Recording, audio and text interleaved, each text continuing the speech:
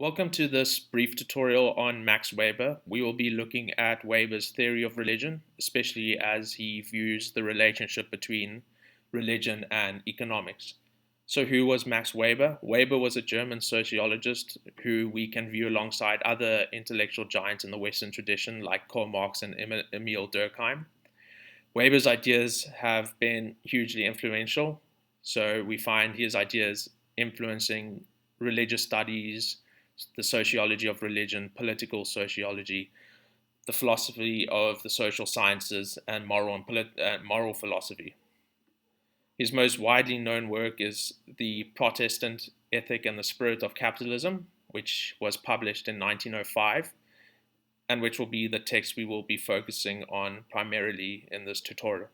Importantly, in the title there, when Weber refers to the spirit of capitalism, he's speaking about spirit not in the metaphysical sense, like perhaps we might conceive of an immaterial soul, but rather as a set of values, namely the ethos of hard work, rational pursuit, and progress that Weber identifies in the Protestant sect. So, as we will note here, one of Weber's leading intellectual pursuits was to determine the origin of capitalism in the West. This pursuit brought him into a closer analysis of the relationship between religion and economics. What did Weber mean by capitalism? Weber saw capitalism as the product of a dynamic system and a specific configuration of forces.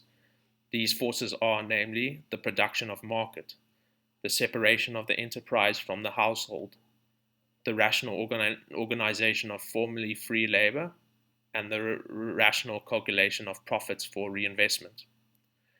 It is important to acknowledge that Weber was theorizing in a time when capitalism was not seen as a positive phenomenon.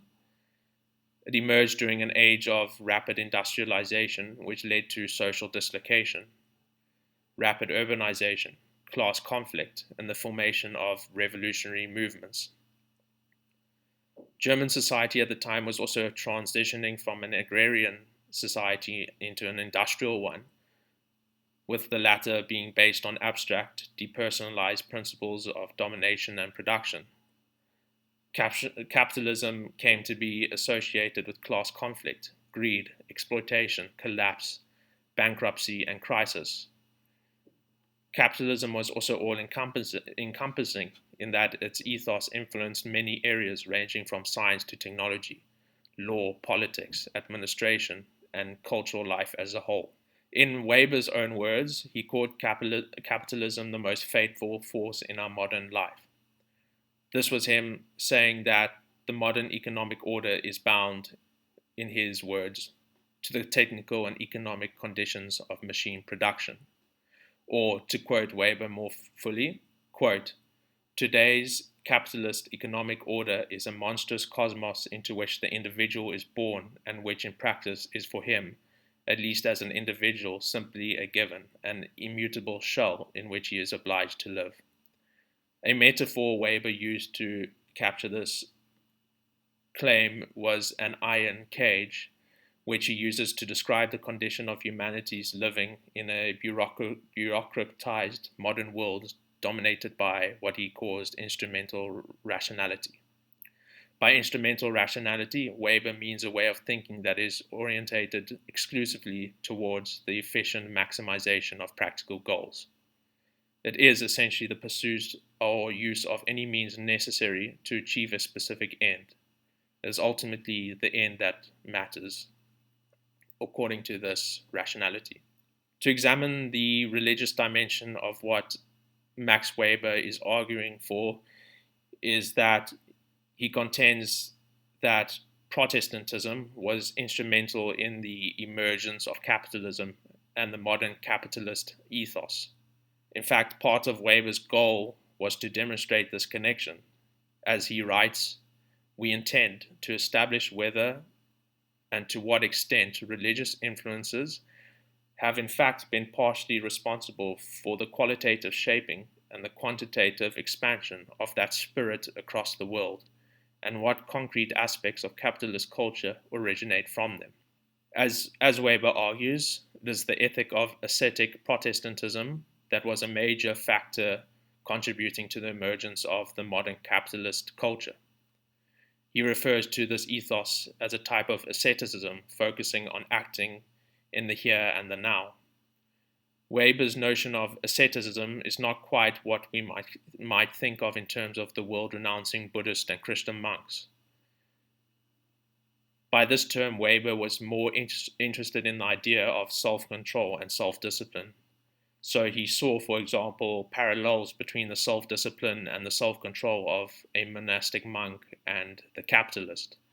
Both exercise self-control, but in different ways. A monk, for example, exercises self-control to prevent falling into the trap of sensual temptation and pleasure, whereas for a capitalist, self-control and discipline is a mean by which one maintains a competitive advantage and avoids losing a competitive edge over rivals in the marketplace.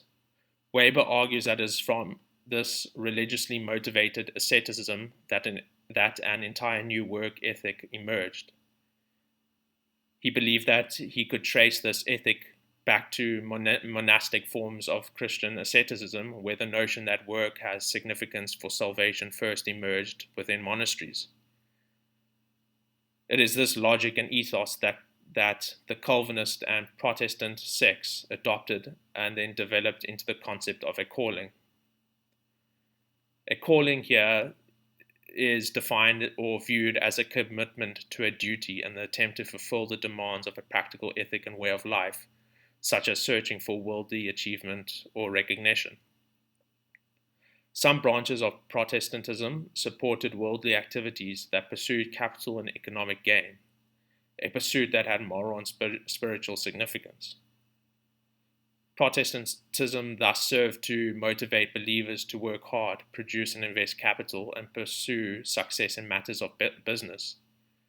There was also the fear of eternal damnation involved here, given the doctrine of predestination within Calvinism.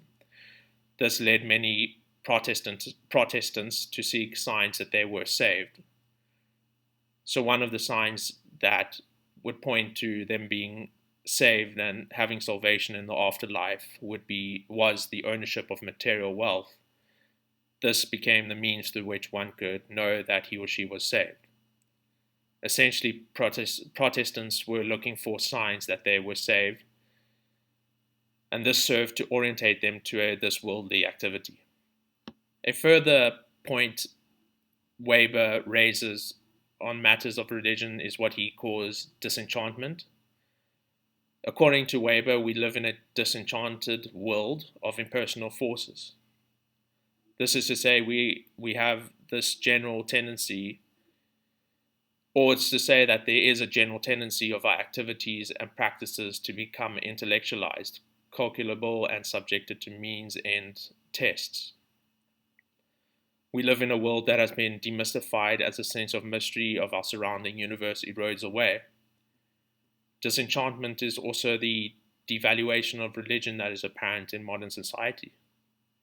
Here we can see in Weber clear parallels to what some sociologists today refer to as secularism, or the secularization of society.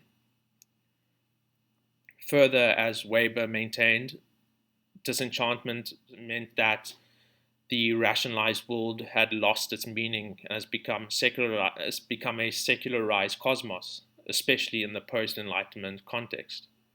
We no longer appeal to gods and spirits as explanations for phenomena because there's science that will eventually explain everything in rational terms.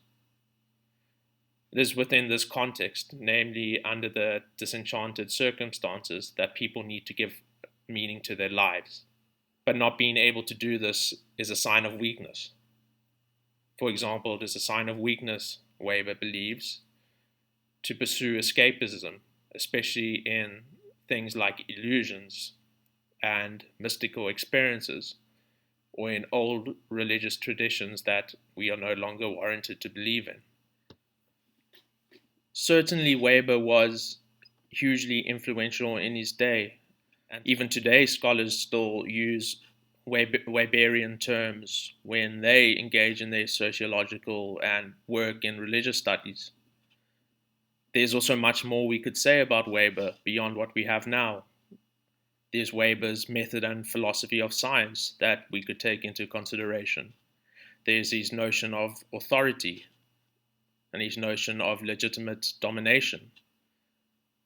But for the purposes of this tutorial, we were mostly interested in what he had to say in his Protestant ethic.